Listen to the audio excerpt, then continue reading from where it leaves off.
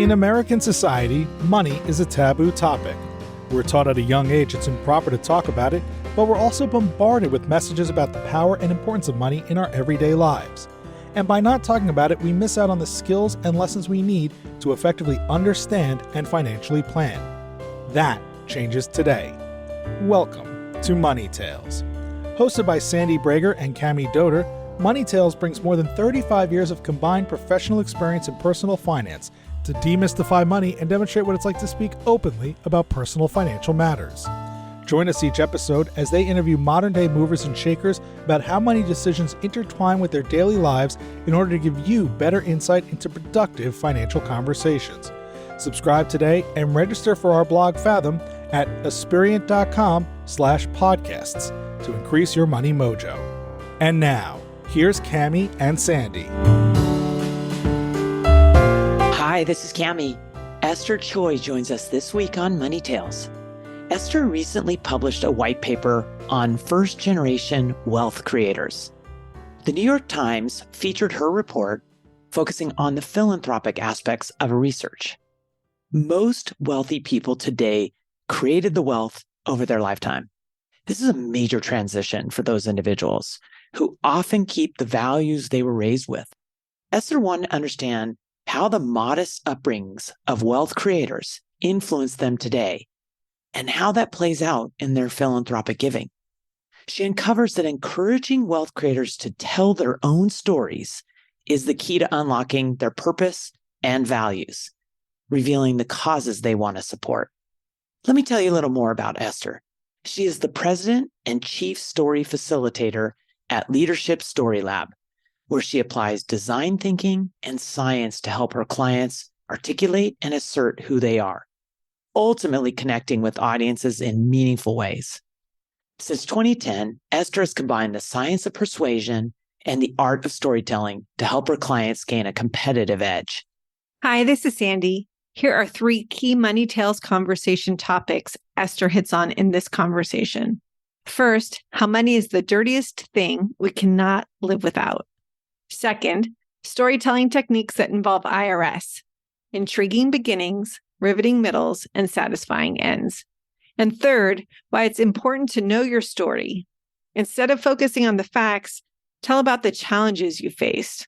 As Esther says, challenge is the nerve center of a story and change is its soul. We hope you share this episode with a friend, and please subscribe to Money Tales on your favorite podcast platform. Now, on to our conversation with Esther Choy. Hello, Money Tales listeners. We're here for another great money conversation with our guest today. Sandy, how did you meet Esther Choy?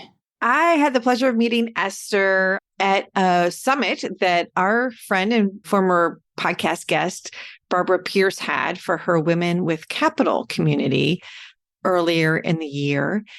It was a great day. We were in the Petaluma area, the Bay Area, and Esther led a workshop to start off the summit on storytelling, and it was fantastic.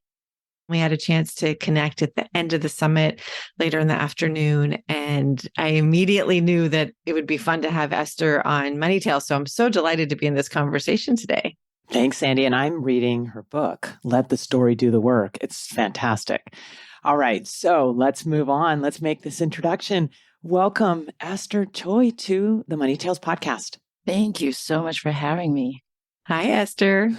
Hi. So we know a little bit about you, but would you introduce yourself and in doing so, provide a couple pivotal moments that really impacted you? I have been teaching storytelling since 2010, before it was a thing. And even though people knew intuitively stories are great, but how do you use that in a business setting? Since then, I have been working with senior executives, public and as well as privately owned companies on using classical elements of storytellings in the modern world. Effectively, we're trying to help executives become more persuasive and influential using the classical tools of story. When did you fall in love with this storytelling format framework? I've always loved it, but it seemed like it was more of a hobby.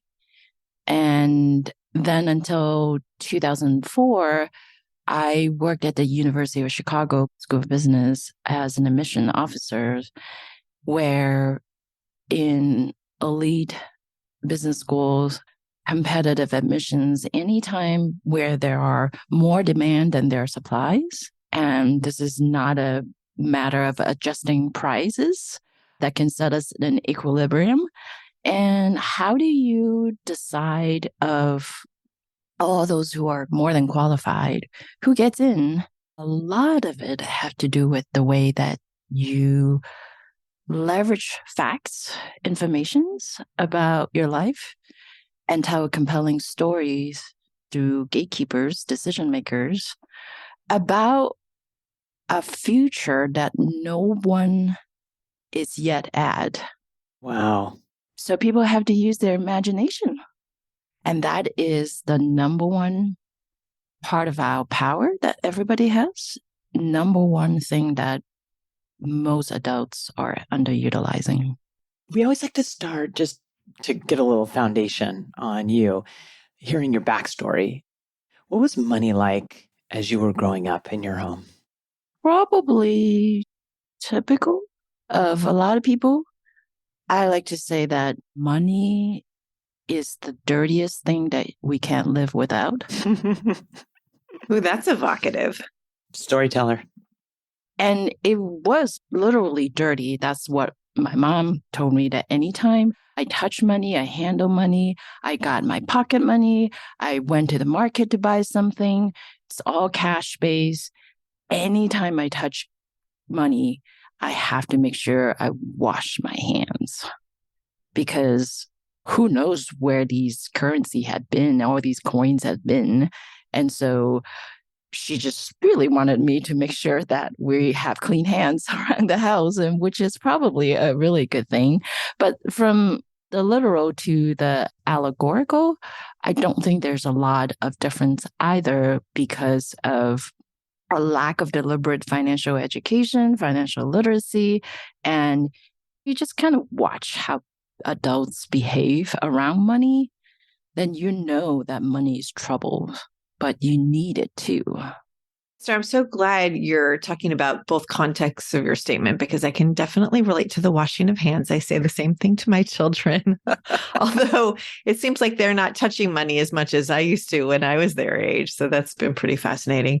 But for this more allegorical perspective around money, is that how you feel about it today? Luckily, no, but I've done a lot of homework and self-reflections and working with other people and book readings and researching and a whole lot of things to change my point of view about money, as well as relationship with money, as well as that instinctual gut reaction about money. Tell us a little bit about what you did to change this perspective. I would say not until we had more than enough, because my parents had always struggled. My in-laws, the same way, they sort of worked their way up to solid middle class. And I would say we're more comfortable than most of our peers. That was really the first time I thought, well, when you're in the comfortable positions, then wouldn't it be so logical that then you become comfortable? Actually, no, because once our situations were better than that of our peers, then I was very self-conscious. And then eventually, when my husband and I got to a point where we also didn't have to worry the lack of money, then it became an embarrassment and becomes shameful.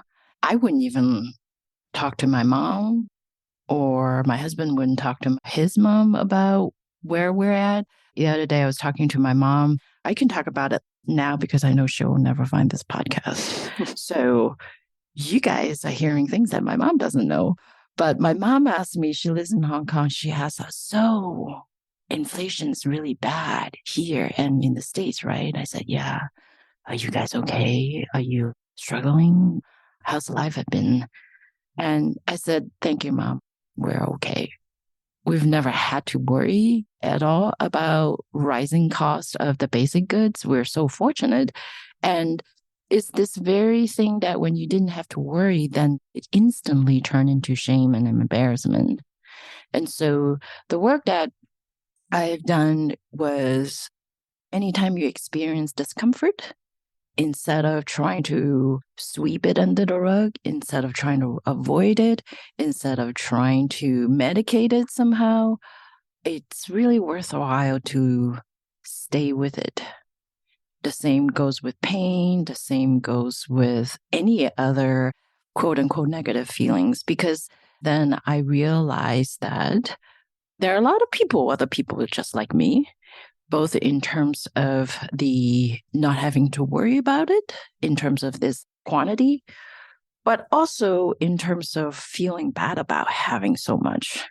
And once I realized that, oh, I'm not the only one, okay, that's a first sign of this is not the end of the world. And then the other thing is think about then why? Why should it cause embarrassment and shame when the implicit goal I have always been told is to make sure you're financially secured? So I was financially secured. Why not the ease of worry and jubilation?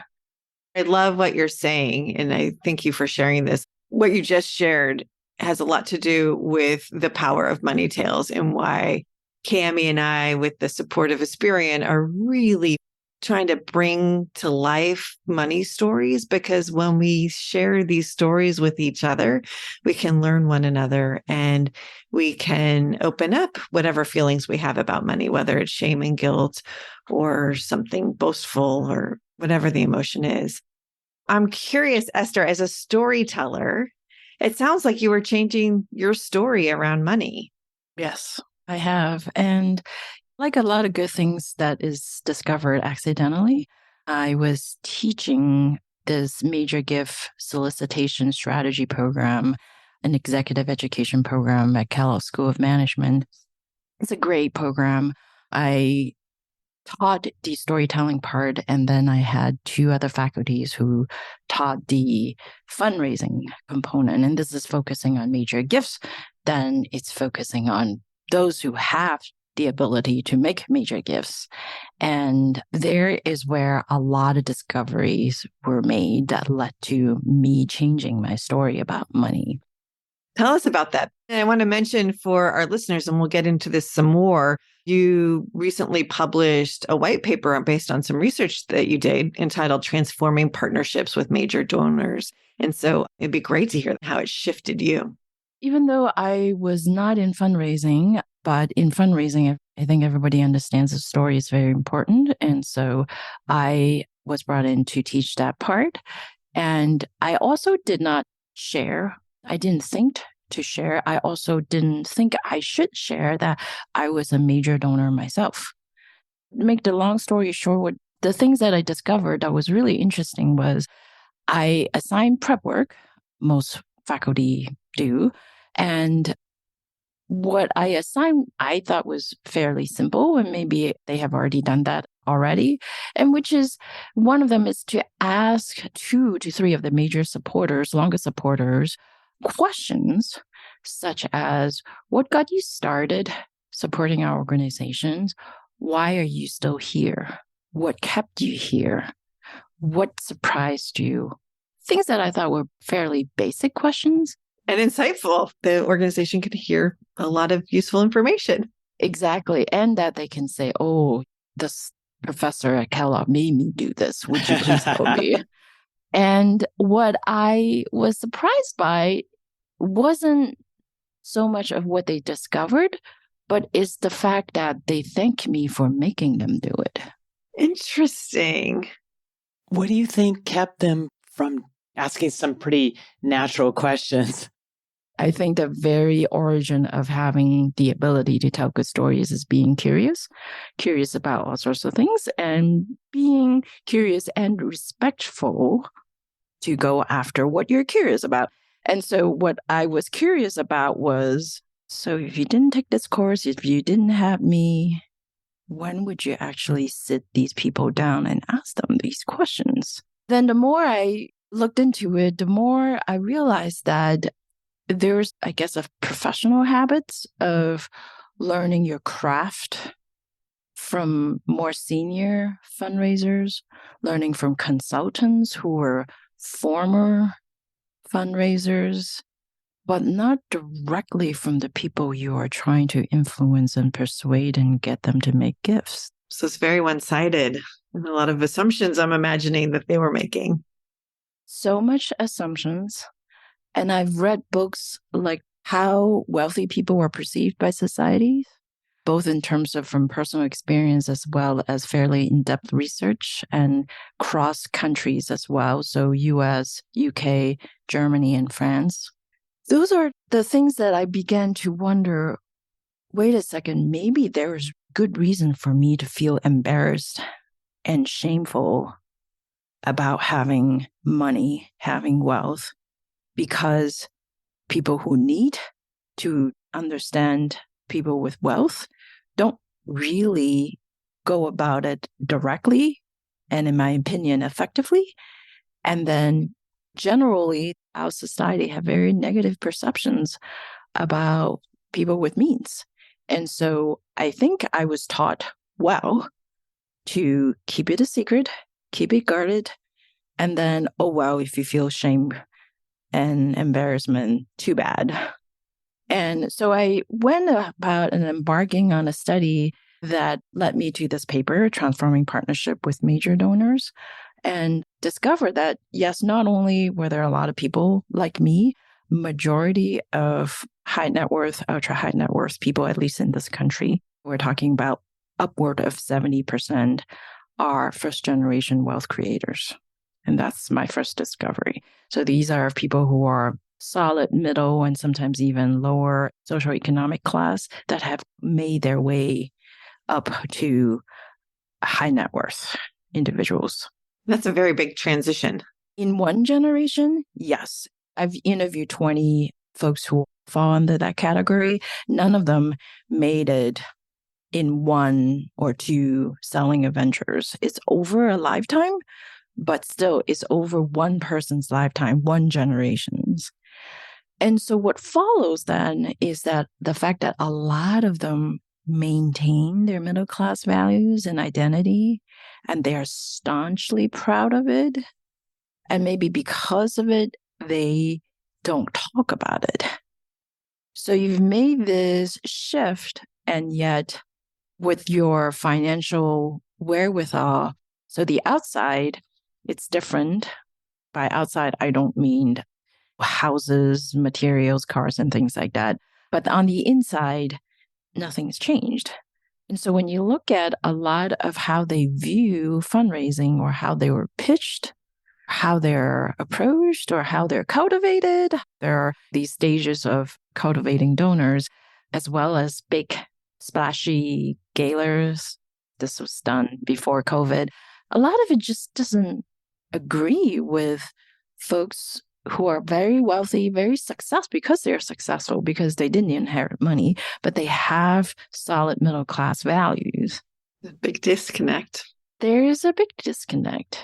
And so I can't say I have all the solutions to the world because I don't. But the fact of the matter is that if you want to tell a good story, you got to first understand who your audience is, who the people are. That, and also what I love you're touching on, it's something Sandy brings up often, the two sides of money. There's the technical side, and then there's the emotional side. And there's a lot of emphasis, what I'm hearing, on the technical side, even as these people are being trained. They're being trained by the previous fundraiser and how to and the technical skills. And what you're really hitting on through these questions is the emotional side. They are trained on the emotional side, but you can tune into the emotional side if you don't know what the instruments are. Yeah, that's right. If you're working off of assumptions as opposed to who is this individual or this couple, what is their purpose? What are their values? What matters most to them? And how can the organization connect to those things? I am glad you brought those questions of what are your motivations and purpose and who your values. I can't stand those questions. I'm sorry. Oh, say more. This is fascinating. I love this.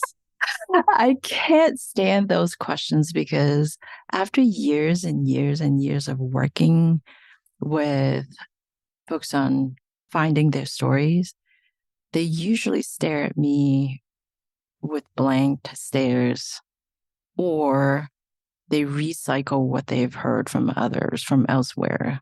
So you hear a lot of the same. These are, to me, very top-down questions. What's your purpose in life? What are your values? And things like that. Very few people actually have thought about it enough and searched for the words hard enough to come up with the most accurate and eloquent answers. That's why when I ask, in my context, is what is your leadership story? But if you ask them, what are your biggest leadership moments? They'll come up with something that sounds usually rather trite and full of cliches because they're recycling what they have heard from elsewhere. So in the same case with trying to get to somebody's values and purpose and motivations in lives, I often find that these top-down questions don't work that well. You get something, but it's really superficial. It's not that you disagree that understanding what the, in this case, prospective donors' values, purpose, and mission is. You're saying there's a different way to get there than asking flat out blank. Correct. I would completely agree with you on that. Those are important. I'm glad you're clarifying too, because then I could leave completely the wrong impressions. And there it goes, that storyteller. This is wonderful. And I'll give you an example. So if we're in a conversation with a client about what's most important to them and what their values are, we'll often ask them to tell us stories about their family. What really makes their family their family? What is the ethos of the family? Tell us some stories to explain that. And from their responses, we're able to hone into what is most important to them. What are the values of this family? And then we'll repeat back to them what we heard from the stories and check in. I agree with that. And it's having those eventual goals in mind, the understanding clients or potential donors' value system, family system, all that important. But I said I can't stand those questions because oftentimes I found people lead with that, and that doesn't get anywhere meaningful and actually substantive. I like asking questions like, what was one path you didn't embark on and why not? I like asking questions like, what do you typically do on a Saturday morning? Or what was something that you believed in for a long time and later on discovered that you were wrong, or at least have changed your mind? These are great questions. You really get to the humanity of the person that you're speaking to. It's what people didn't choose or decided not to that tells me a lot more about who they are and what's important to them than what they ended up doing and choosing. And through those questions, Esther, are you helping them create their own stories so they get to the essence of it? So I want to make the distinctions between knowing the facts of your life versus telling your life stories. Most people do the first, such as, tell me about yourself. And you get an abbreviated verbal version of people's resume. Chronological, where they grew up, which school they went to, what they did for a living, so on and so forth. They know the facts in their lives, but that's not a story. Because a story has an intriguing beginning, a riveting middle, and a satisfying end. I always tell clients, please, please, please have a different relationship with the acronym IRS. It's not Internal Revenue Services, it's intriguing beginning, riveting middle, and a satisfying end. And that's the structure of a story. But in the story itself, where there must be some sort of challenge and change, because challenge is the nerve center of a story and change is the soul of it. So by giving me a bunch of informations about your life, I now know a little bit about you, but I don't know what it all means. So the story structurally have the IRS imprint on it and have challenge and change, but it also creates meaning. So, Esther, if we take all these great storytelling insights and these wonderful questions that you've shared with us, and we turn it to the results of the paper and the research that you did, I'm curious, what can our listeners who may be philanthropists themselves take away, and how can they use what you've learned to be more effective at making their major gifts? I think it's very worthwhile to know your story first, because I'm not sure if they should or could count on anyone else to help them find it. So the number one thing is that know your story. And again, not just knowing the facts of your life, know your story. And from there, I'd encourage them to tell it directly to those who are asking them for major gifts, because one should not underestimate that it can be very intimidating for them to ask you these questions that actually get to your stories.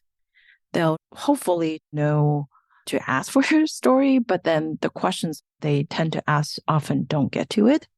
I would encourage listeners to be more proactive and providing guidance to those who are soliciting gifts and nudging them to really understand who you are instead of worrying about not offending you or not asking the wrong questions or not squandering the chance to land a gift. This is so important because I think also knowing your story as it relates to the philanthropic work that you want to do helps you weed out organizations that aren't aligned with what's most important to you. And you have a nice way to part with them and focus on the organizations that you really want to be supporting. I think at the end of the day, it saves everybody's time, which to me, even more so than money, is the most valuable resource that we all have. It's time. This conversation is making me think of a client conversation I was in a few years back. We were working with a couple. They just had a huge liquidity event. They sold a business that they had both started together. And one of the goals that they shared with us when we were really getting to know them was that they wanted to become philanthropists. And I'd never heard clients express it quite like that. And it was fun and exciting because it does take time to understand, what does being a philanthropist mean to you? Why is it important to you? And again, I'm shortcutting some of the questions here, but we've had a lot of conversation over the years about all of these things and have really helped them focus on what it is that they want to do with the resources they have and what organizations they'd like to support. I bring this up because it is a very proactive process. They're not waiting for organizations to come to them. We've helped them focus on what they're trying to achieve and help them identify the partners that they want to work with to achieve it. And not only just use their financial resources, but to use their time, their skills, the relationships that they have. So it really is a very comprehensive, proactive process. And I appreciate you bringing this up.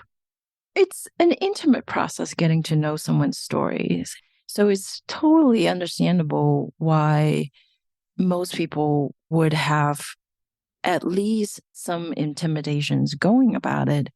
That's why I encourage my former students to start with your most ardent supporters, because they're already there. They're your fan. So go to your fan, but really drill deep into the DNA of why they have been supporting you, because then and only then can you replicate or attempt to replicate I love these people. We don't have enough of these people.